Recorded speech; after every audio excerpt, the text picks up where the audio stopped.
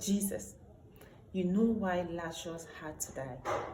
You were sent for, and then you said it yourself, that his sickness is not to lead to death, but to glorify God, to honor God, and to also bring you glory by it.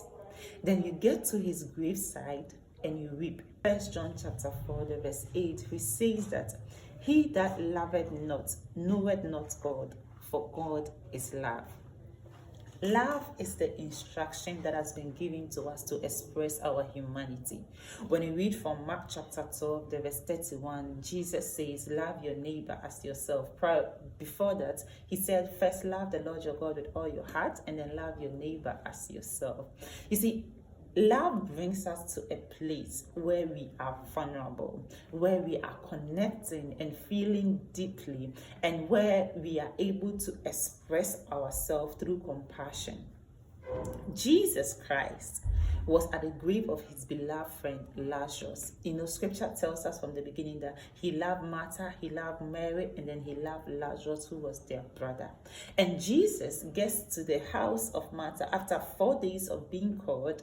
He didn't go instantly. After 4 days of Lazarus remaining in the grave, Jesus reaches Bethany, and then they take him to the graveside, and he is there to call out Lazarus for him to come back to life. But Jesus breaks down in a moment of shared grief and he weeps. If Jesus did not allow his divinity to overshadow his humanity, then you and I are no different. We don't express high spirituality by going around all bottled up, all toughed up. It is okay to be vulnerable. It is okay to cry sometimes. In fact, that expresses and shows that you are truly human, because love brings us to that point, and we are commanded to love. And when Jesus started crying, when Jesus wept, the Jews that were around said, behold how much he loved him.